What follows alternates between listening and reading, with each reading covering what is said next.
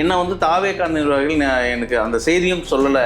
அதுதான் நான் செய்தி கேட்டு தான் இங்கே வந்திருக்கேன், உள்ள அனுமதிக்க மாட்டேன். இது நல்லா புரிஞ்சுங்க. இப்போ இதில் இருக்கிற ஒரு நுணுக்கமான விஷயம் புரிஞ்சுக்கிட்டீங்களா? விஜய் ஏன் கரூருக்கு நேரடியாக போகலன்றதுக்கு இது ஒரு காரணம், இதுவும் ஒரு காரணம். அங்கே போனோம்னா அண்ட்ரஸ்ட் ஆகும், அங்கே வந்து பார்த்தா பல கேள்விகள் வரும். அதை வந்து அந்த மக்களை வந்து கொஞ்சம் நம்ம துக்கம் விசாரிக்காமல் கடந்து போயிட்டாலும் சினிமா பிம்பம் உடையுது. எதுவுமே நம்ம சுடுகாட்டில் இருக்கிற மாதிரி இருக்கிறான். இவனுக்கு எதுக்கு சார் அரசியல் வாழ்க்கை? நான் கேட்குறேன், அரசியல் எதுக்கு அவனுக்கு அரசியல்? நான் ஓப்பனாக கேட்குறேன். அரசியல் கட்சி தொடங்கணும், நான் அது வந்து ஃபண்டு வந்து நான் இவ்வளோ 10 கோடி என்னால் வசூல் பண்ண முடியும், 15 கோடி வசூல் பண்ண முடியும், நிர்வாகிகளுக்கு வந்து பார்த்தீங்கன்னா தொகையை வந்து பார்த்தீங்கன்னா என்ன வாங்கி தர முடியும் போஸ்டிங் போடும்போது, இதெல்லாம் சொல்லி அசுரன் சொல்லிட்டு அவருக்கு விஜய் வந்து 10 காசு செலவு பண்ணவே இல்லை.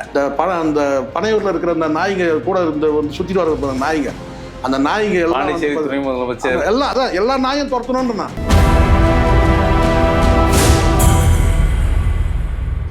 சார் வணக்கம். வணக்கம் சார். இந்த 41 குடும்பத்தையும் பஸ் வச்சு கூட்டிட்டு வர்றாரு. அவங்களுக்கு அந்த கோபம் இருந்தா விஜய் மேல அவங்க வந்திருக்க மாட்டாங்களே, வண்டியில ஏறி இருக்க மாட்டாங்க. நல்லா புரியுங்க சார். நான் 41 குடும்பம் மட்டும் வரல, அடிப்பட்டவங்களும் வந்திருக்காங்க. அதுதான் சார், மொத்தமே 7 வண்டி வச்சுல சார். அதுதான் சார், அங்க வந்ததே அதுவே இன்னும் கிளாரிட்டி இல்லை சார். இறந்த குடும்பங்கள்ல சில குடும்பங்கள் வரலன்னு ஒரு தகவல் இருக்கு. வந்த 41 குடும்பம் வந்து நான் 35 சொன்னாங்க, இப்போ 41 குடும்பம், அதுவே இன்னும் கிளாரிட்டியே இல்லை. ஆனால் வந்த மக்களுக்கு வந்து நான் கேட்டீங்கன்னா ஆறுதல் சொல்லவே அமைச்சிருக்கிறாரு. அடிப்பட்ட மக்களும் வந்திருக்காங்க, உயிர் விட்ட மக்களும் வந்திருக்காங்க, வராத மக்களும் இருக்கிறாங்க. இது உண்மை. அந்த மக்களுக்கு என்னன்னு கேட்டால் நல்லா நான் சொல்கிறேன். அதனால தான் திரும்ப திரும்ப ஒரு வார்த்தை நான் சொல்லுன்னு கேட்டால், அந்த மிதிப்பட்டு இறந்த அந்த மக்கள் மீது வந்து ஒரு அனுதாப பார்வை வந்து எல்லாருக்குமே இருக்குது. அந்த மக்களுக்கு, கரூர் மக்களுக்கே இருக்குது. சரி, இவங்கெல்லாம் வந்து ஏன் வரணும்? கிட்டத்தட்ட 27 பேர் நம்ம ஏன் அங்கே போகணும்னு ஒரு கேள்வி இருக்குது அவங்களுக்கு. ஒன்று. ரெண்டாவது, இறந்தவங்க வந்து பார்த்தீங்கன்னா வந்து கிட்டத்தட்ட ஒரு 100 பேர்னு போது பார்த்தீங்கன்னா மிதித்தவங்க கிட்டத்தட்ட ஒரு 2000 பேர் 3000 பேர் மிதிச்சிருப்பான், தோராயமாக தான் நான் சொல்கிறேன். அப்போ மிதித்தவனுக்கு வந்து ஒரு குற்ற உணர்வு இருக்குமா இருக்காதா? கண்டிப்பாக இருக்கும், எல்லாருக்குமே இருக்கும். இப்போ இந்த விஜய்க்கே கூட ஒரு கட்டத்தில் என்னன்னு கேட்டால், சே ஏன்டா இப்படிலாம் நடந்தது? நீங்கள் சொல்லலாம், அரசியலுக்காக பார்த்தீங்கன்னா இவங்க இதை பண்ணிட்டாங்க அதை பண்ணிட்டாங்க எல்லாத்தையும் சந்தேகம் போட்டுனே போயினே இருக்கலாம். அதை ஒரிஜினா மாதிரி ஆட்கள் வந்து சவுக்கு சங்கரை நம்பினா பேய் கதை தான் சொல்லலாம். அவர் வந்து போன உடனே எனக்கு கை கொடுத்தாரு சொன்னா பாருங்க. எது அவர் போன உடனே எனக்கு வந்து எப்போவுமே எனக்கு கை கொடுத்து வரவேற்க மாட்டாங்க, எனக்கு போலீஸ் வரவேற்பு கொடுத்தாங்க, இதெல்லாமா ஒரு கதை? ஸோ இப்படி வந்து பார்த்தீங்கன்னா வந்து கற்பனையாக வந்து. ஆனால் மக்களுக்கு வந்து நான் கேட்டேன்னா ஏன் வந்து யாரையுமே அவங்க குற்றம் சொல்லலைன்னா அவங்களுக்கு வந்து இது வந்து ஏன் நம்ம இங்கே போகணுன்னு ஒரு கேள்வி இருக்குது. நம்ம வந்து கிட்டத்தட்ட மிதிச்ச நபர்கள் உயிரோடு இருக்கிறனா இல்லையா, அந்த கேள்விலாம் அந்த மக்களுக்கு இருக்கும். ஒரு 3000 பேர் உள்ளே இருக்கிற அந்த மக்களுக்கு வந்து அது கண்டிப்பாக இருக்கும். நம்ம மிதிப்பட்டது காலில் மிதிப்பட்டானே ஒருத்தன் உயிரோடு இருக்கிறனா இல்லையா? இன்னைக்கு மகாபலிபுரம் வெறிச்சோடி இருக்கு சார். அது எப்படி? அதுதான் வெறிச்சோடி இருக்கு. குறிப்பா ஊடகத்தையும் சார் திடீர் சர்ப்ரைஸ் விசிட் கிடையாது. நல்லா புரிஞ்சுங்க, சர்ப்ரைஸ் விசிட் கிடையாது. நல்லா தெரியும் விஜய் வராரு, இந்த ஹோட்டலில் தான் தங்கி இருக்கிறாங்க, விஜய் வராரு, அவங்க மீட் பண்ண எல்லாம் தெரியும். ஆனாலும் வந்து பார்த்தீங்கன்னா அங்கே வந்து ஒரு அமைதி இருக்குது. இந்த ஊடகங்களை விட்டுருங்க, ஊடகம் போகிறான் அது வேற. ஆனால் யாராவது அங்கே அனுமதி இல்லை, அங்கே ஊடகத்துக்கு அனுமதி சார், அனுமதிக்கலன்றது அது ஊடகங்கள் அனுமதிக்கல. ஆனாலும் வந்து பார்த்தீங்கன்னா மற்ற மக்கள் வழிநடுங்க சார், பனையூர்லேருந்து கிளம்புறாரு சார், வழிநடுங்க மக்கள் இருக்கிறாங்க சார். இந்த இடத்துக்கு தான் வந்து விஜய் மகாபலிபுரத்துக்கு வராரு. முன்னாள் மகாபலிபுரத்தில் மக்களே இல்லையா? விஜய் ரசிகர்கள் இல்லையா? இல்லை தாவேகா தொண்டர்கள் இல்லையா? ஒரு வார்த்தை சொன்னா போதா ஈசிஆர் சரவணன் கிட்ட சொல்லுங்க. அப்போ இதுதான் நீங்க செய்த வினை தான் இப்படி ஆச்சு. எவ்வளோ வந்து கூட்டத்தை வந்து அங்கே கூட்டி ஃபேப்ரிகேட் பண்ண கூட்டம், அது இல்லாமல் வந்து ஆர்கானிக்காக வந்த கூட்டம், அது தாண்டி வந்து நாமக்கல் வந்து கூட்டம், இது எல்லாத்தையும் சேர்த்து தான் சார் அந்த கலைபுரம் நடந்தது. கிட்டத்தட்ட இங்கே ஒரு 20 பேர் 25 பேர் இருக்கும் சார். அந்த நட்சத்திர ஹோட்டல் வாசலில் நின்று நாங்களும் பாதிக்கப்பட்டவங்க, எனக்கு கால் அடிபட்டது, எனக்கு கை உடைஞ்சிருக்கு இந்த கூட்டத்தில். ஆனால் என்ன வந்து தாவேகா நிர்வாகிகள் எனக்கு அந்த செய்தியும் சொல்லலை. அதுதான் நான் செய்தி கேட்டு தான் இங்கே வந்திருக்கேன், உள்ள அனுமதிக்க மாட்டேன். இது நல்லா புரிஞ்சுங்க. இப்போ இதில் இருக்கிற ஒரு நுணுக்கமான விஷயம் புரிஞ்சுக்கிட்டீங்களா? விஜய் ஏன் கரூருக்கு நேரடியாக போகலன்றதுக்கு இது ஒரு காரணம், இதுவும் ஒரு காரணம். ஏன்னா பாதிக்கப்பட்ட மக்கள்கிட்ட போயிட்டு வராருன்னு போய் தெரிஞ்சிச்சு. இல்லை ஒரு மண்டபத்தே வராரு சொன்னால், இன்றைக்கி வந்தாங்க சொன்னீங்கல்ல, ஒரு 20 பேர் வந்தாங்கன்னீங்களா, 200 பேர் வந்திருப்பாங்க. 200 பேர் வந்திருப்பாங்க. பாதிக்கப்பட்ட மக்கள்லாம் பல தரப்பில் பாதிக்கப்பட்டவங்க இருக்காங்க சார். கை கால் உடஞ்சவங்க ஒரு பக்கம் வந்து சிராய்ப்பு இதெல்லாம் ஒரு பக்கம் இருக்கலாம். இன்னொரு பக்கம் வந்து பார்த்தீங்கன்னா அந்த வழிநடுக்க இருக்க கடையில் வந்து பாதிக்கப்பட்ட வந்து வியாபாரிகள் நிறைய பேர் இருக்கிறான். ஆஸ்பெஸ்டாஸ் ஷீட்டை உடைச்சிட்டான், பைப்பை உடைச்சிட்டான், இதை தட்டிட்டான், அதை தட்டிட்டான், இதுக்கு வந்து 10,000, இதுக்கு 20,000 சொல்லிட்டு ஏகப்பட்ட மக்களுக்கு பிரச்சனைங்க. அவங்களும் நிவாரணத்துக்கு ஆமாம், அவங்க நிவாரணத்துக்கு நிற்பாங்க. அதனால தான் வந்து விஜய் வந்து அங்கே சும்மானாச்சும் இது வந்து நான் மண்டபத்தை கொடுக்கல, போலீஸ் அனுமதி கொடுக்கல. அதான் சொன்னாங்க தாவேகா தரப்புல வந்து திமுக வந்து சதி வேலை சார். ஒன்றுமே கிடையாது சார். மண்டபம் இதில் எங்கே சார் சதி இருக்குது? நீங்கள் சதியும் கிடையாது, இதையும் கிடையாது, அவங்க நேரமும் கிடையாது சதி பண்ணுறதுக்கு. இவன் மண்டபத்தை அங்கே கொடுத்தானா தலைவலி தான். அங்கே வந்து எல்லாரும் இவன் வந்து பார்க்க வர கூட்டம் கிடையாது. முதல்ல வந்து பார்த்தா வந்து எனக்கு இதை கொடு, அதை கொடு, எனக்கு இது லாஸ் ஆகிடுச்சு, அது லாஸ் ஆகிடுச்சு சொல்லி மக்கள் வந்து ஒரு அஜிடேஷன் இருக்கிறாங்க சார். இன்றைக்கி வந்து பாருங்கள் சார், இன்றைக்கி வந்து பார்த்தீங்கன்னா நீதிமன்றத்தில் ஒரு வழக்கு தாக்கல் பண்ணியிருக்கிறாங்க. நீதிமன்றத்தில் ஒரு வழக்கு தாக்கல் என்னன்னு கேட்டிங்கன்னா, சம்மந்தப்பட்ட அந்த கரூரில் இருக்கிற எஸ்பி மீதும் வந்து அதிகாரிகள் மீது நடவடிக்கை எடுக்கணும்னு சொல்லிட்டு இன்றைக்கி மனு தாக்கல் பண்ணியிருக்கிறாங்க. 3 வாரத்துக்கு ஒத்தி வச்சுருக்கிறாங்க. சிபிஐ வழக்கு தாக்கல் பண்ண பிறகு கூட சிபிஐ நடவடிக்கை எடுக்குது. அதில் யாரெல்லாம் தப்பு பண்ணியிருந்தாங்கன்னா அது அரசு துறை நடவடிக்கை இருந்தாலும் கூட அவங்க மேலே நடவடிக்கை எடுக்க தான் போகிறாங்க. ஆனால் ஒரு வழக்கு தாக்கல் பண்ணுறாங்க. என்னென்னு கேட்டிங்கன்னா வந்து சம்மந்தப்பட்ட வந்து காவல்துறை அதிகாரிகள் மீது நடவடிக்கை எடுக்கணும்னு சொல்லிட்டு. இப்போ புரியுதுங்களா? நீங்கள் போகிற போக்கில் இப்படி அரசியல் பண்ணிட்டு போய் நீங்கள் இவங்க அனுமதி கொடுக்கல, அது கொடுக்கலான்னு சொல்லிட்டு ஒருத்தர் கேட்டவர் இருக்கார், நிர்மல் குமார் கேட்டார். என்ன சொன்னார் தெரியுங்களா?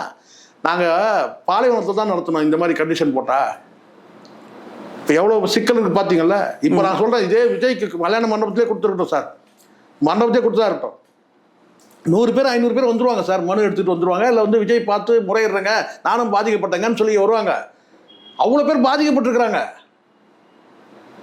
இப்போ வந்து ஒரு 300 கிலோமீட்டர் தாண்டி போய் அவரை போய் பார்க்க முடியுமாங்க? பார்க்க முடியாதுங்க. அப்போ ஏதோ முடிஞ்ச வரைக்கும் ஒரு 20 பேர் கிளம்பி வந்திருக்கிறாங்க, நாங்களும் பாதிக்கப்பட்டோம்னு சொல்லிட்டு வந்திருக்கிறாங்க. இப்போ இதே அங்கே நடந்திருந்தா இந்த 20 பேர் 200 பேர் ஆகிருப்பான். உண்மை தானே இது? ஏன்னா அவ்வளோ பாதிப்பு சார். இப்போ விஜய் அதுக்காக தான் கரூர் அவாய்ட் பண்ண கரூருக்கு அவாய்ட் பண்ணதுக்கு காரணமே இதுதான். அங்கே போனோம்னா அண்ட்ரஸ்ட் ஆகும், அங்கே வந்து பார்த்தா பல கேள்விகள் வரும். அதை வந்து அந்த மக்களை வந்து கொஞ்சம் நம்ம துக்கம் விசாரிக்காமல் கடந்து போயிட்டாலும் சினிமா பிம்பம் உடையுது. இன்னொரு தகவல், பாதிக்கப்பட்ட மக்களுக்கு சினிமாவில் நீ இவ்வளோ பண்ணுறிய, உண்மையாக பாதிக்கப்பட்டவங்களுக்கு விட்டுட்டு ஓடி வந்துட்டியேன்னு சொல்லி ஒரு பேச்சு இருக்குது. அதை மூடணும், அந்த வாயை மூடணும். அதுக்காக என்ன செஞ்சுக்கிட்டா ஏதோ ஒரு கொஞ்சம் பேரை வர வச்சு அவங்க வந்து பார்த்திங்கன்னா நம்ம வந்து ஏதோ ஒரு ஸ்நாக்ஸ் அது இதுன்னு கொடுத்து நம்ம வந்து ஆறுதல் சொன்ன மாதிரி அவங்களுக்கும் ஒரு சந்தோஷம். எங்களை கூப்பிட்டு விஜய் பேசினார் போனார், அவ்வளோதான். இது ஒரு அருவருப்பான நிகழ்வு சார். இல்லை இன்னொரு தகவல், 30 நாட்களுக்கு பிறகு இது பண்ணது அருவருப்பான நிகழ்வு. இது அந்தந்த காலகட்டத்தில் பண்ணாதான் ஆறுதல். இது ஆறுதல் கிடையாது, அருவருப்பு. இன்னொரு தகவல் வந்து விஜய் பற்றி ஏதாவது விமர்சனம் வைக்கிறவங்களாம் அந்த பேருந்தில் ஏற்றலை. முதல்ல அந்த தாவேக்கா அந்த மாவட்ட செயலாளரும் சரி பொறுப்பாளரும் சரி அந்த குடும்பத்தில் விஜய் பேசிட்டு விஜய்கிட்ட வந்து நீங்கள் எதுவும் பேசக்கூடாது, அவர் பேசுவார், நீங்கள் தலையாட்டிக்கணும், 20 லட்ச ரூபா கொடுத்துருக்காரு, இன்னும் உங்களுக்கு நிவாரண நிதியெல்லாம் தருவார், ஆனால் நீங்கள் எதுவும் விஜய் எதிர்த்து கேள்வி கேட்கக்கூடாது. அப்படிப்பட்ட ஆட்களை தான் பேருந்தில் ஏற்றிருக்காங்க. சில பேர் வந்து ஊடகத்தில் பேட்டி கொடுக்குறாங்க. எல்லாருக்கும் தெரியும், நான் தந்தை, ஒரு மகனை இழந்த தந்தை, என்ன வண்டியில் அவங்க அம்மாவை மட்டும்தான் ஏற்றிட்டு போகிறாங்க அப்படின்ற ஒரு பார்வையெல்லாம். ஒரு சின்ன ஒரு தான் சொன்னேன். விஜய் வந்து இப்போ இந்த இடத்துல சொல்கிறேன், விஜய்க்கு வந்து முதல்ல இந்த மாதிரியான மக்கள் வந்து அவங்க கூட நெருங்கி பேசுறதையே விரும்ப மாட்டார். அவருடைய ஆசையெல்லாம் என்னன்னு கேட்டிங்கன்னா, 2 நடிகைகள் கிட்ட அவர் வந்து என்ன சொன்னால் ஒரு சேலஞ்சு கொடுத்துட்டார். என்னன்னு கேட்டால், நான் முதலமைச்சர் ஆகி காட்டுறேன் அப்படின்னு சொல்லிட்டு ஒரு சேலஞ்சு வந்து அவர் வந்து நான் சேலஞ்சுனதை விட என்னென்னு கேட்டால் அவர் வந்து அவங்ககிட்ட வந்து ஒரு வாக்குறுதி கொடுத்துட்டார், அஷூரன்ஸ் கொடுத்துட்டார். என்னென்னா நான் முதலமைச்சர் ஆகி காட்டுறேன். மற்றபடி அவருக்கு பொதுவாகவே இந்த மாதிரி கூட்டம்லாம் வந்தால் முடியாது. பல சம்பவம் நெப்போலியன் சில விஷயம் சொல்லியிருப்பார், உங்களுக்கு தெரியும் நினைக்கிறேன். அண்ணன் ராதாரவி இது ஒரு விஷயம் இருக்குது, அது எத்தனை பேருக்கு தெரியும்னு தெரில. அண்ணன் ராதாரவியோட வந்து பேத்தி பேரன்களுக்கு வந்து விஜய் மீது ரசிகர்களாக இருக்கிறாங்க. சரி, குழந்தைங்களை கூப்பிட்டு போகணும்னு சொல்லிட்டு அவர் என்ன செய்கிறாருன்னா விஜய்கிட்ட கேட்குறாரு, இப்போ என் ஃபேமிலி ஒரு நாளைக்கு வரேன்ப்பா, ஃபோட்டோ எடுத்துக்கிறப்பா சார். அவங்க பாரம்பரியம் என்ன, எம்ஆர் ராதா என்ன, இவரே வந்து கிட்டத்தட்ட ஒரு எவ்வளோ படங்கள் நடிச்சிருக்கிறாரு, கிட்டத்தட்ட வந்து 72 வயசாகுது, ஒரு குடும்பத்தோடு ஒரு ஃபோட்டோ எடுத்துக்கிறேன்னு சொல்லி கேட்டதுக்கு நான் வந்து என் பேத்தி பேரங்க ஆசைப்பட்றாங்கப்பா, அவங்க கூட சேர்ந்து ஒரு ஃபோட்டோ எடுத்துக்கணும்னு ஆசைப்பட்றாங்கன்னு சொல்லிட்டு நான் குழந்தைங்களோட கூட்டிகிட்டு நான் வரேன் ஃபோட்டோ எடுத்துக்கிறேன். அதுக்கு விஜய் சொன்ன வார்த்தை என்ன தெரியுமா? அண்ணனே ரொம்ப கும்பல் வேண்டாம் அண்ணன்.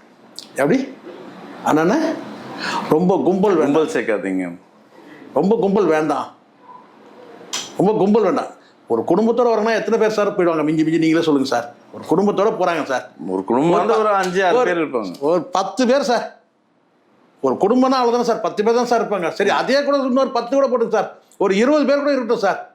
வந்து ஒரு போட்டோ எடுத்துக்கிறோம், அவ்வளோதானே, அவ்வளோதானே. ரொம்ப கும்பல் வேண்டாம்.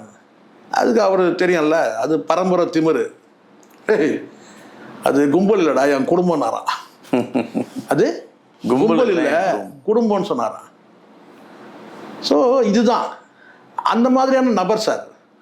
அதனால இந்த கூட்டம்லாம் வந்து ஒரு கன்னிங் மைண்ட் உள்ள ஒரு மனிதர். ரொம்ப இன்னொன்று இவருக்கு வந்து அரசியல் செட் ஆகாது சார். இவருடைய இயல்புக்கு அரசியல் செட் ஆகாது. நான் கேட்குறேன் வந்து பொழுதன்னைக்கு ஒரு மனிதன், நீங்களே சொல்லுங்கள் சார், உங்களுக்கு வேலை எதுவுமே இல்லாமல் பொழுதன்னைக்கு நீங்கள் வந்து வீட்டில் வந்து முழு நேரம் வந்து வீட்டில் நீங்கள் என்ன சார் பண்ண முடியும்? ஒரு கட்டத்துக்கு மேலே நீங்கள் எங்கேயாவது வெளியில் போகணும்ல சார். வெளியில் போகணுமா? நீ வீட்டுக்குள்ளேயே நீ அடைஞ்சிருக்கிற, அந்த வீட்டுக்குள்ளேயும் குடும்பத்தில் வந்து உன்னை தவிர யாருமே இல்லை, நான் எப்படி இவனால் வாழ முடியுது? அதான் அம்மா இருந்தாங்கன்னா பார்த்தீங்கன்னா வந்து அம்மா மடியில் கொஞ்சம் நேரம் படுத்துக்கலாம். அப்பா இருந்தாருன்னா அப்பா கிட்ட ஏதாவது கிட்ட வந்து ஏதோ பேசலாம், டிஸ்கஸ் பண்ணலாம், எது வேணாலும் டிஸ்கஸ் பண்ணலாம். அரசியல் பண்ணலாம், இல்லை வேறு வந்து குடும்ப நிகழ்ச்சியில். மனைவி இருந்தாங்கன்னா மனைவியோட வந்து பார்த்தீங்கன்னா வந்து பேசலாம். சின்ன சின்ன உரசல்கள் எத்தனை வயசானாலும் அது பண்ணலாம். பிள்ளைகளோட பார்த்தீங்கன்னா ஓடி பிடிச்சி விளையாடலாம். கொஞ்சம் எதுவுமே இல்லாமல் சுடுகாட்டில் இருக்கிற மாதிரி இருக்கிறான். இவனுக்கு எதுக்கு சார் அரசியல் வாழ்க்கை? நான் கேட்குறேன், அரசியல் எதுக்கு? அவனுக்கு அரசியல்? நான் ஓப்பனாக கேட்குறேன், உரிமையோட என்ன ஆள வரல நீ கேட்குறவன எதுக்கு உனக்கு அரசியல்? நீ ஒரு இப்போ நான் கேட்குறேன், இந்த பாதிக்கப்பட்ட மக்களுக்கு நான் கேட்குறேன் சார். நீ எப்படி கேட்குறேங்க? நான் கேட்குறேன், இப்போ பாதிக்கப்பட்டவர்கள்ட்ட நீ என்னன்னு சொல்லுவேன்? ஒரு உயிர் போன வந்து ஒரு தாய்கிட்ட போயிட்டு என்ன சொல்வேன்? நான் உனக்கு மகனா, ஒரு மகனை இழந்த தாய்கிட்ட போய் நான் உனக்கு மகனாக இருக்கிறமா, நான் உனக்கு பார்த்துக்கிறமான்னு சொன்னாங்கன்னா பதிலுக்கு ஒரு வார்த்தை கேட்டாங்கன்னு என்ன பண்ண? நீயே வந்து தம்பி எது, நீயே வந்து அப்பா அம்மாவை பார்க்காத, அப்பா அம்மாவை பார்க்கல, பிள்ளைகளை பார்க்கல, பொண்டாட்டியை பார்க்கல, ஊரே பேசுது, நீ எப்படிப்பா வந்து எனக்கு பிள்ளையா இருப்ப? கேட்பாங்களா? கேட்க மாட்டாங்க. அது மாதிரி எல்லாரும் கேட்பாங்களே, எல்லா வார்த்தையும் இருக்குல்ல. பாதிக்கப்பட்ட மக்களுக்கு உனக்கு வந்து அந்த இடத்துல வந்து இந்த இடத்துல நான் சொல்கிறேன் சார், விஜயகாந்த் ஒரு ஏர்போர்ட்டில் நடந்து போகிறார், மனைவியோடு நடந்து போகிறார். அது என்ன ஒரு கம்பீரம் தெரியுங்களா? அவர் கை கோத்துக்கிட்டு அந்த நடை இருக்குது பாருங்க. எல்லாம் பேசலாம் சார், என்னென்ன இந்த அம்மாவால் தான் வந்து அவர் இதுவாகிட்டார், மச்சானால தான் இதுவாகிட்டான், அது ஆகிட்டான், இதுவாகிட்டான், பேசலாம். எல்லாம் 1000 இருக்கட்டும். அரசியல் ரீதியாக சில கருத்துக்கள் வரும்போது இப்படிலாம் பேசுகிறது தான். கொண்டாடி தான் கெடுத்துட்டா, அப்போ வந்து மச்சான் கெடுத்துட்டா, அதெல்லாம் பேசலாம். அதெல்லாம் கூட அது உண்மை பொய்ன்றதுக்கு நம்ம போகணும். ஆனால் கடைசி வரைக்கும் வந்து பார்த்தீங்கன்னா அந்த மனுஷனை வந்து பார்த்தீங்கன்னா அவங்க பார்த்துக்கிட்ட விதம் இருக்குல்ல, சிக்கான பிறகு கடைசி வரைக்கும் வந்து பார்த்தீங்கன்னா அவரை வந்து பராமரிச்சாங்க சார். கடைசி உயிர் போகிற வரைக்கும் யார் பண்ணாங்க? கட்சி தொண்டனா பண்ணா சொல்லலாம், வேணா சர்வெண்ட்டுகளை ஒன்றா கூட அவங்களுக்கு துணைக்கு வச்சுருந்துருக்கலாம், அது வேற. ஆனால் கடைசி வரைக்கும் பார்த்துக்கிட்டாங்கல்ல, ஒரு மனைவியாக இருந்து பார்த்துக்கிட்டாங்கல்ல. விஜய்க்கு முன்னாடி ஒரு 2 கேள்வி பிரதான கேள்வியாக இன்னைக்கு பலம் வந்துருக்கு சார். அதாவது குறிப்பாக ஒரு பிரேக்கிங் நியூஸ் மாதிரி இப்போ வந்துருக்கு. இந்த மாநாட்டில் இருந்தாங்க இல்லையா, மதுரை மாநாடும் சரி, விக்கிரவாண்டி மாநாடும் சரி, அவங்கள வந்து மகாபலிபுரத்தில் நிற்கிறாங்க, தங்களுக்கும் நிவாரணம் வேணும் அப்படின்னு நிற்கிறாங்க, எங்களையும் பாருங்க அப்படின்னு நிற்கிறாங்க அப்படின்னு. இன்னொரு விஷயம், இந்த 20 லட்சம் கொடுத்துறாரு இல்லையா, அந்த விஷயம் இவர் வந்து எப்படி கொடுத்துட்டாரு?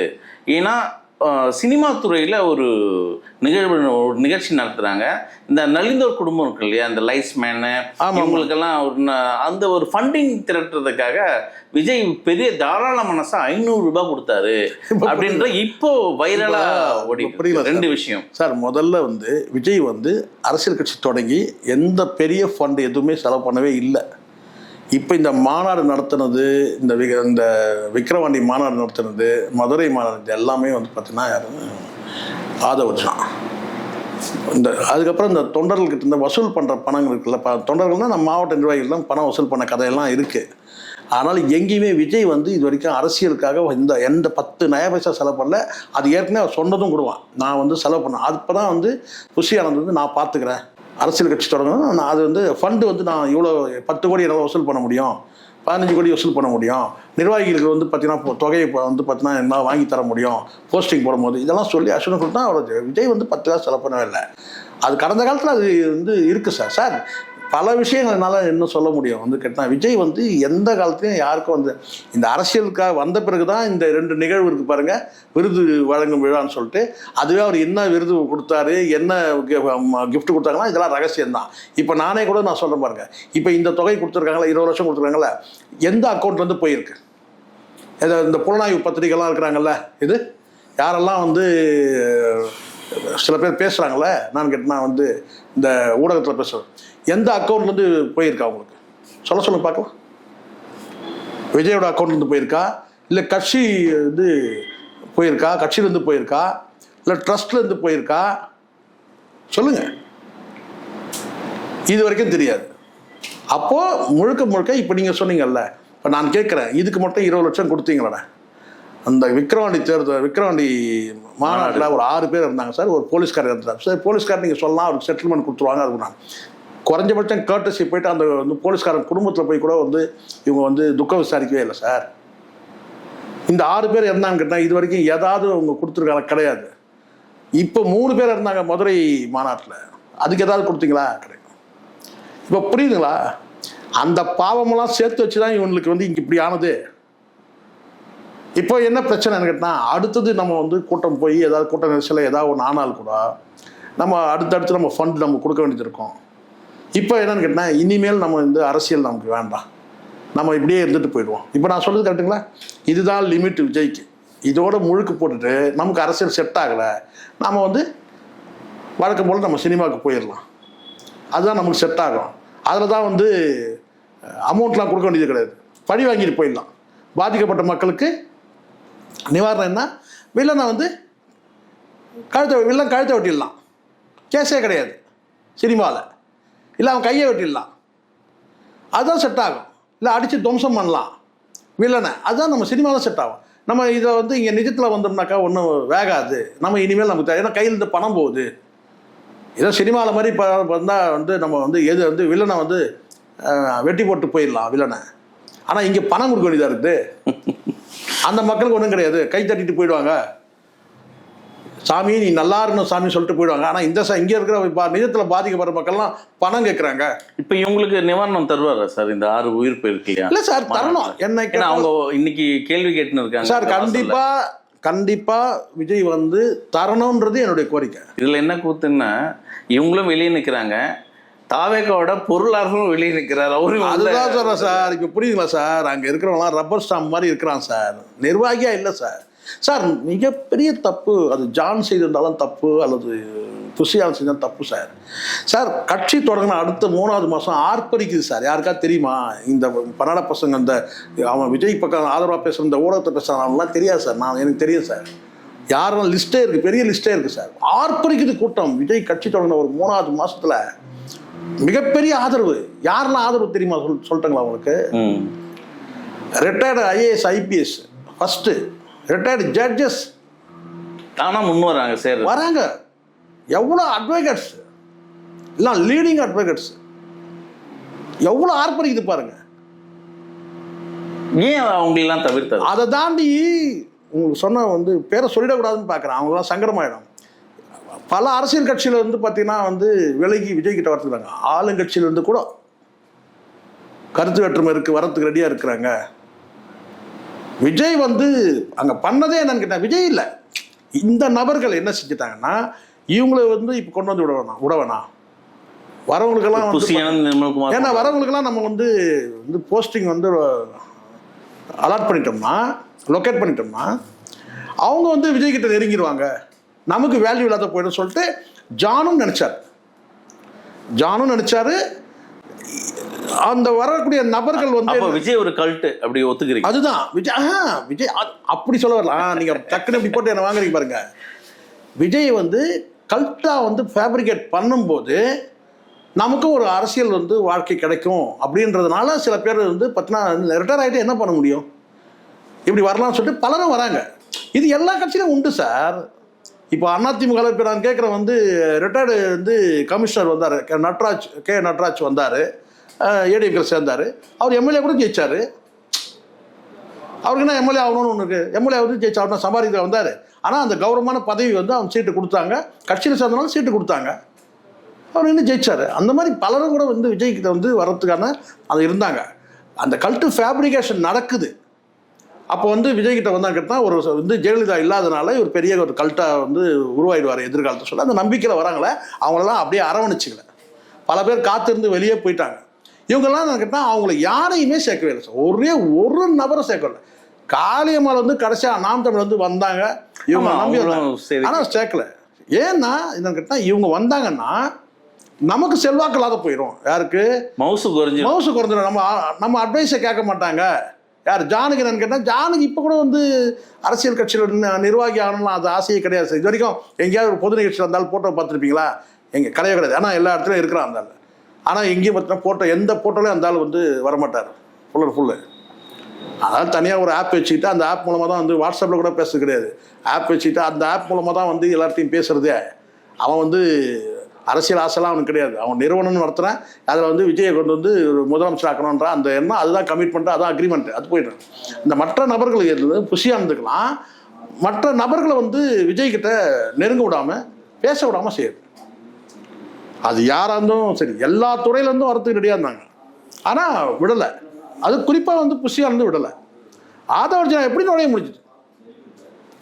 பெரிய தொகையோடு வந்து நான் 2 மாநாடு நான் நடத்துகிறேன், அதாவது ஒரு விக்ரவாணி மாநாட்டை நான் நடத்தி காட்டுறேன்னு சொல்லி நடத்தி காட்டினதுனால வந்து பார்த்தீங்கன்னா வந்து அடுத்த கட்டமாக வந்து கேட்டால் அந்த பதவிக்குள்ளே உள்ள நுழைய முடியுது. அது காரணம் என்னால் தான் வந்து இவர் வந்து விசிகால் வந்து விரட்டப்பட்டாருன்ற மாதிரி விஜய்கிட்ட ஒரு சிம்பத்தி உருவானதுனால அதுக்கு ஜானும் சிக்னல் கொடுத்ததுனால சரி வரட்டும்னு சொல்லிட்டு வந்தது. அதுக்கப்புறம் தான் பிரசாந்த் கிஷோரை கொண்டு வந்து உள்ளே நுழைக்கலாம்னு பார்த்தாங்க. பிரசாந்த் கிஷோர் கேட்ட வந்து பார்த்தீங்கன்னா தொகையும் ரெண்டாவது வந்து கிரவுண்ட் லெவலில் வந்து பார்த்தீங்கன்னா வந்து இவருக்கும் பிரசாந்த் கிஷோருக்கும் ஜானுக்கும் வந்து ஆகாது. அதனால் என்ன சார் கேட்டால் பிரசாந்த் கிஷோரை இல்லை எங்கேஜ் பண்ணணும்னா அவன் கேட்குற 300 கோடிலாம் கொடுக்க முடியாது நம்மளால். இப்போ இருக்கிறதே வந்து பார்த்தீங்கன்னா நம்மக்கிட்ட சீப்பாக இருக்கிறது வந்து கேட்டால் ஜான் தான், அவன் வச்சு ஒப்பேற்றலாம்னு சொல்லிட்டு அவங்க வச்சு இது பண்ணாங்க. இதுதான் உண்மை. இல்லைன்னா வந்து இப்போ நானே சொல்கிறேன், இப்போ இந்த 2 மாநாடு வந்து ஆதவர்ஜனா பண்ணாப்புல இப்போ கேஸில் கூட கிடையாது. இன்னைக்கு ஆதவர்ஜனாவும் காணுமே. பெரிய தலைகள் யாரும் தான். இப்போ எப்படி சார் பணமும் கொடுத்துட்டாரு, துக்கத்தையும் அனுசரிச்சிட்டாரு, அவ்வளோதான், கர்மாதையும் முடிச்சிட்டாரு, எல்லாம் முடிச்சிட்டாரு. இப்போ அடுத்த நகர்வு என்ன? அடுத்த நகர்வு ஒன்றும் இல்லை சார். ஒரு நல்ல நாள் பார்க்கணும் சார். நல்ல ஒரு சாமியார் எவனோ வருது, அந்த இவனுங்க இருக்காருல்ல, இந்த ஜோசிகாரெலாம் இருக்கிறானுங்கள்ல, நமக்கு அவனுக்குலாம் ரொம்ப தூரம், அவனுக்கு யாராவது வர வச்சு ஒரு நல்ல நாள் பார்த்து சாங்கியம் சடங்கு ஏதாவது பண்ணி ஒரு அறிக்கை ரெடி பண்ணி இவ்வளோ நாட்கள் என்னோட ஒத்துழைத்த தாவேகா தொண்டர்களுக்கும் என்னுடைய ரசிகர்களுக்கும் ரசிகைகளுக்கும் நண்பிகளுக்கும் என்னுடைய வந்து நன்றியை தெரிவிச்சுக்கிறேன். இன்றைய தினத்தில் வந்து கட்சி கலைக்கப்படுகிறது, வழக்கம் போல் ரசிகர் மன்றங்களாக செயல்படும் அப்படின்னு ஒரு அறிக்கை ரெடி பண்ணோம். அடுத்தது யார்? ஜானு ரெடி பண்ணி அதுக்கப்புறம் வந்து அதில் சைன் பண்ணிட்டாருன்னா அந்த அறிக்கையை விட்டுட்டாருன்னா வழக்கம் போல் அவ்வளோதான். இதுதான் நடக்க போகுது. இது கண்டிப்பாக நடக்கும். நடக்கிறது நல்லது. அழகாக விஜய் வந்து குடும்பத்தோட விஜய் இருந்தால் நல்லது. இதை யாரும் சொல்ல மாட்டான். விஜய் வந்து என் இடத்துல இருந்து விஜய்க்கு இதை யாருமே அறிவுரை அவன் நண்பன் சொல்ல மாட்டான். சிங்கம்னா இது சிங்கம்னு சொல்லிட்டு இவனை வீட்டில் உட்காந்துக்கிறான், இவனை வந்து சிங்கன்ட்டான். அவன் தீபாவளியை வந்து கொண்டாடுறான் பொண்டாட்டியோட. யார்? நண்பன். இவன் கொண்டாடாதன்றான். அவனுக்கு எந்த கவலையும் கிடையாது. அடா ஜனங்க செத்து போனதை பற்றி இல்லை, நண்பன் இந்த துக்கத்தில் இருக்கிறானே அப்படின்னு அந்த கவலை கூட இல்லாமல் அவன் வந்து என்ன செய்கிறான்? தீபாவளி கொண்டாடுறான். அந்த மாதிரி தான் எல்லா நண்பரும். அவ்வளோதான் முடியும். விஜய்க்கு வந்து இது மிகப்பெரிய தத்துவ பாடம். இதில் இனிமேல் ரிவர்ஸும் ஆக முடியாது. இப்போ இனிமேல் வந்து சில பேர் சொல்லியிருக்கிற மாதிரி இப்போ நான் கூட சொல்லுவேன்னு கேட்டால், சார் நீங்கள் வந்து எஸ்எஸ்சியை கொண்டு வந்துங்க சார், அது வந்து இது பண்ணலாம், அதெல்லாம் காலம் கடந்து போச்சு. இப்போ புரியுதுங்களா? எல்லாமே ஒரு காலகட்டம். இப்போ என்ன செய்யணும்? நிம்மதியாக வந்து கட்சியை கலைச்சிட்டு, நமக்கு அரசியல் செட் ஆகலை, கட்சியை கலைச்சிட்டு, ஏன்னா இதுக்கு மேலாம் வந்து ஆளாளுக்கு இப்போ பாருங்கள் சார், இவெல்லாம் ஒரு ஆளா சார்? நான் கேட்குறேன், இந்த ராஜேந்திர பாலாஜிலாம் ஒரு ஆளா? விஜய் போய் வந்து கிட்டத்தட்ட மிரட்டல் தானே சார். 150 சீட்டு ஜெயிப்போம். ஊழல் வழக்கில் குட்டி யானையில் ஏறி லாரியை பிடிச்சி குட்டி யானை ஏறி மாட்டுவண்டியில் ஓடி அங்கே ஓடி இங்கே ஓடி எங்கேயோ வந்து அதர் ஸ்டேட்டில் போய் பதுங்கி இருந்த ஒரு ஆளை கொத்தாக பிடிச்சி தூக்கிட்டு வந்தாங்க. யார்? தமிழ்நாடு போலீஸு. அவர் பேசுகிறாரு இன்னைக்கு என்ன பேசுகிறாருன்னா, விஜய் 150 சீட்டு ஜெயிப்போம், இது 150 சீட்டு ஜெயிப்போம். அதில் ஒரு வார்த்தை சொல்கிறாரு என்னன்னு கேட்டால், விஜய்க்கு வந்து அந்த சினிமா அந்த கவர்ச்சி இருக்குது, சினிமாவோட அந்த இது இருக்குது, அது இருக்குன்னு. இதே வாய் தான் கொஞ்ச நாள் முன்னாடி சொல்லி சொல்லான்னு பேசுச்சு. எது பாவம் விஜய்க்கு இதெல்லாம் தெரியாதுல்ல, சொல்லான்னு பேசுது. எடப்பாடி கூப்பிடுறது ஒரு அரசியல் நாகரிகம் சார், அது அரசியல் நாகரிகம். என்னன்னு கேட்டால் வந்து புள்ளியாசுழி போட்டாச்சு, அந்த தாவேகா கொடி போட்டா நம்ம இணைய அதுவும் ஆள் செட் பண்ணி இவங்களோட அது கூட இவங்க செட் பண்ணது தான். அதுவே வெக்கக்கேடு அசிங்கமா இல்லை உங்களுக்கு, அதுவே பலவீனம் தானே. நீங்கள் தான் 150 சீட்டை ஜெயிப்பீங்களே, எதுக்கு அவன் வந்து அவனை கூப்பிட்றீங்க? 150 சீட்டு ஜெயிப்பாங்களாம், இவர் வந்தால் 220 தான், மீதி 14 வந்து டிஎம்கே. எப்படி இருக்கு பாருங்க. ரெண்டு தரப்புலையுமே ஆர்பி உதயகுமார் பேசுனது கூட வந்து பார்த்தீங்கன்னா, நீங்கள் மிரட்டக்கூடாது சார். நீங்கள் அரசியல் ரீதியாக அவருக்கு வந்து ஒரு அவர் கலைஞர் அழகாக கூப்பிட்டாரு, பழம் பாலில் நழுவி. அதுதான் முதிர்ச்சி இருந்தது. அதுதான் பழம் நழுவி பாலில் விழுன்னு சொல்லி முதிர்ச்சி. அது நீங்கள் என்ன மிரட்டுறீங்க? ஏன்னா ஒரு சிபிஐ வழக்கு போட்டுச்சு சார். இதில் ஒன்றுமே கடைசியாக முடியும் போது நான் சொல்கிற மாதிரி சார், கடைசியாக முடியும் போது இது என்ன நடக்குன்னா, ஜஸ்ட் அன் ஆக்சிடென்ட், விபத்து, அவ்வளோதான். முடியும் போது அதான் முடியும். அதிகார வர்க்கம்னு ஒன்று இருக்குது, இவங்களுக்கெல்லாம் அதெல்லாம் தெரியாது. அதிகார வர்க்கம்னு ஒன்று இருக்குது, ஆளும் வர்க்கம்னு ஒன்று இருக்குது. ரெண்டுமே வந்து பார்த்தீங்கன்னா ஒரு சேரட்டில் எப்படி 2 வீல் எப்படி இருக்குது, இல்லை 2 குதிரை எப்படி இருக்குது. ஒரு சேரட்டில் 2 குதிரைகள் பூட்டப்பட்ட அந்த சேரட் அப்படி தான். அதனால் வந்து பார்த்தீங்கன்னா இதெல்லாம் ஒன்றும் நடந்துடாது. விஜய் வந்து மிரட்டி பார்க்கணும். இங்கே இப்போ புரியுதுங்களா? ஆளுங்கட்சி மிரட்டல. ஏன் என்ன சொல்கிறோம், பிஜேபி கூட வந்து பார்த்தீங்கன்னா மறைமுகமாக மிரட்டுறது இருக்கலாம், இல்லாமல் போகலாம். இப்போ மிரட்டுறது வந்து பார்த்தீங்கன்னா அதிமுக தான் மிரட்டுது. அதுக்கு ஒரே உதாரணம், இந்த காலை மடக்கி உட்காந்து பேசுகிறான் பாருங்க, அவன் பேசுறதே தெரிஞ்சுக்கலாம்.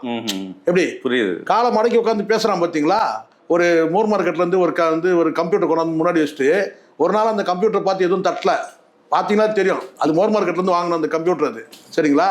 அதை வச்சுட்டு லேப்டாப் அதை வச்சுட்டு பேய் கதெல்லாம் சொல்லிடுறாங்க பாருங்க. அந்த எதிர்க்கிற ஒரு வந்து அப்பாவி பொண்ணு தானே, உங்களுக்கு டவுட் இல்லையா? அது அப்பாவி பொண்ணுல அவரோட சரி, ஏதோ ஒன்று என்ன ஏதோ ஒன்று, நீங்களே என்ன மாதிரி ஆயிட்டீங்க கடைசியில். ஏதோ ஒன்று இதுதான், ஏதோ ஒன்று பொண்ணு, சரிங்களா? என்ன வந்து இன்னொரு பையன் ஒருத்தர், சின்ன பையன் ஒருத்தர் இருக்கிறான், ஸ்கூலுக்கு போகிற பையனை கொண்டு வந்து உட்கார வச்சுட்டாங்க. அவன் வாழ்க்கையை பாழாக்கிறதுக்கு. சரி, ஏதோ பண்ணிட்டு போகிறான், அவன் பேசுறதுலேயே தெரிஞ்சுக்கலாம். அப்போ விர்ச்சுவல் வாரியர்ஸ் எல்லாம் அவனை போட்டு பொண்ணு பொழக்கிறானுங்க. யார? இவனை. ஸோ எதுக்கு நான் சொல்கிறேன்னா சார், விஜய்க்கு நான் என்னுடைய எதுன்னு கேட்டேன்னா, முதல்ல குடும்பத்தோட விஜய் ஐக்கியமாகணும். மகன், மகள், மனைவி, அம்மா, அப்பா, மிகப்பெரிய பலம். புரியுது. நீ அதுக்கப்புறம் கட்சியை கிளைக்கிற அதெல்லாம் ரெண்டாவது. ஃபஸ்ட்டு ஃபேமிலியோட அசம்பிள் ஆகிட்டு ஒரு ஃபோட்டோ விட்றா பார்க்கலாம், ஒரு ஃபோட்டோ விட்டு பார்க்கலாம். கொஞ்ச நாளைக்கு வந்து நான் வந்து இந்த பக்கம் அந்த சினிமாவுக்கு போயிடுறேன், 31 பார்த்துக்கலாம், கட்சியை நீங்கள் நடத்துங்க, சராசரியாக கட்சி நடத்துங்க, பெருசாலாம் ஒன்றும் தேவையில்ல சொல்லிட்டு அப்பங்கிட்ட கட்சியை விட்டு நான் இருந்தாலும் எவ்வளோ நாளைக்கு உயிரோடு இருப்பேன் நான் கேட்குறேன். தெரியாமல் தான் கேட்குறேன். இன்னொரு 5 வருஷம் கட்சியை நீங்கள் ஏதோ நீங்கள் வீட்டில் இருந்தபடி ஆஃபீஸில் இருந்தபடி நீங்கள் வந்து இங்கேருந்து ஆப்ரேட் பண்ணுங்கள், கட்சி நடத்துங்க, பார்த்துக்கலாம் சொல்லிட்டு விஜய் முதல்ல பீஸ்ஃபுல் முதல்ல ஃபேமிலியோட செட் ஆகணும் சார். அதுதான் சார் பண்ணணும். மற்ற கழுதிகள்லாம் தொட்டி விடணும். இது இந்த அந்த பனையூரில் இருக்கிற அந்த நாய்ங்க கூட இந்த வந்து சுற்றிட்டு வர நாய்ங்க, அந்த நாய்ங்க எல்லாம் அதான் எல்லா நாயும் துரத்தணுன்ற நான் எல்லா நாயும் துரத்திட்டு குடும்பத்தோட விஜய் வந்து ஐக்கியமாகட்டும் சார். இப்போது நான் சொல்கிறேன், நிதானம், ஸ்டெப் நிதானம் வைக்கணும் சார். நான் மீண்டும் நான் சொல்கிறேன் சார், நீங்கள் நம்புறீங்களா நீங்கள் திமுக முட்டு கொடுத்தா கூட நினச்சிக்கிட்டேன் சார். எனக்கு அதை பற்றி கவலையே இல்லை சார். கலைஞர் மாதிரி சதி அரசியல் பண்ணுறவர் மு.க. ஸ்டாலின் கிடையாது. சதி அரசியல் பண்ணுறது கிடையாது மு.க. ஸ்டாலின். இதே இந்நேரம் கலைஞர் தாருன்னா எவ்வளோ வந்து சதி அரசியல் பண்ணி பார்த்துறீங்களா? ஜெயலலிதா இருந்தாங்கன்னா இந்நேரம் வந்து பார்த்தா விஜய் ஜெயிலில் இருந்தார். அரசியல் தந்திரம் தானே சார். அதான் சொல்கிறேன். ஆனால் இந்த இடத்துல வந்து பார்த்தீங்கன்னா நீங்கள் என்ன தான் விஜய் பேசினாலும் கூட ஒரு வார்த்தை கேட்குறாங்க சார். எப்படிப்பட்டவங்களாக இருந்தாலும் அந்த ஒரு வார்த்தை, நீங்கள் 1000 கதைகள் உங்களுக்கு விஜய்க்கு புனையப்படலாம். இது பண்ணிட்டாங்க, அது பண்ணிட்டாங்க, இந்நேரம் அப்படிலாம் இருந்தால் வெடிச்சு வெளியே வந்துடும் சார். வெடிச்சு வெளியே வந்துடும். நீங்கள் 1000 சொல்லலாம். அந்த இடத்துல விஜய் வந்து மு.க. ஸ்டாலின் அவர்கள்ட்ட கேட்குறாங்க, சிஎம் கிட்ட கேட்குறாங்க, விஜய் மீது நீங்கள் வந்து நடக்குங்க. அப்போவும் அவர் சொல்கிறாரு கேட்டினா, நாங்கள் வந்து ஒரு ஆணையத்தை அமைச்சிருக்கிறோம், அந்த ஆணையத்தோட முடிவுல இப்போ தனிப்பட்ட முறையில் இருக்குங்க, இது அரசியலையே ஆக்காதீங்க அப்படின்னு சொல்கிறார். இந்நேரம் வந்து இந்த விஷயத்தை ஆதவர்ஜுனா அணுகாமல் எஸ்ஏசி அணுகியிருந்தால் இது வந்து பார்த்தீங்கன்னா இந்த சிபிஐக்கெலாம் போயிருக்காது.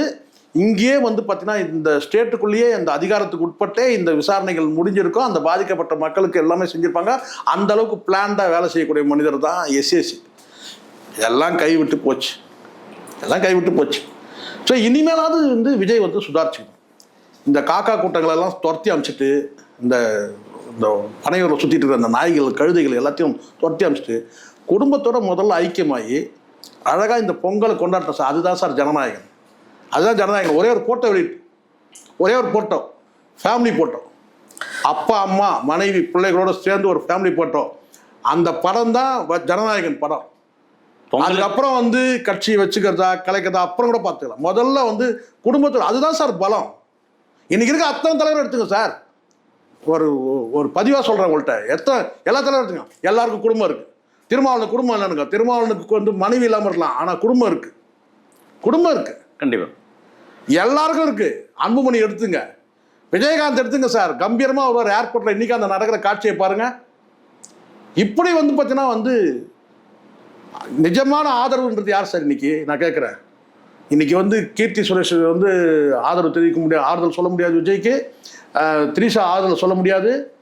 எந்த நடிகரும் யாரும் ஆறுதல் சொல்ல முடியாது விஜய்க்கு. உண்மையிலே விஜய் மனசு வந்து புண்பட்டிருக்குமானால் மனைவியை தவிர, மனைவி, அம்மா, மகள், மகன், மிகப்பெரிய வந்து விஜயோட வந்து பார்த்தீங்கன்னா வந்து பலவீனம் பாசம், மகள் மீதான பாசம் தெரியுமா. ஆனால் இன்றைக்கி வந்து பார்த்தீங்கன்னா அவங்கெல்லாம் தூரமாக இருக்கிறதே வந்து பார்த்தீங்கன்னா வந்து விஜய்க்கு மிகப்பெரிய வந்து பார்த்தீங்கன்னா வந்து ஒரு ஆபத்து. விஜயோட ஆயுள் நீடிக்கணும்னா முதல்ல வந்து இவங்கெல்லாம் வந்து குடும்பத்தோடு ஐக்கியமாகணும் சார். மற்ற விவகாரம்லாம் அப்புறம், குடும்பத்தோடு ஐக்கியமாகணும். விஜய் தனியாக இருக்கிறது தான் பலவீனம், மிகப்பெரிய பலவீனம் அதுதான்.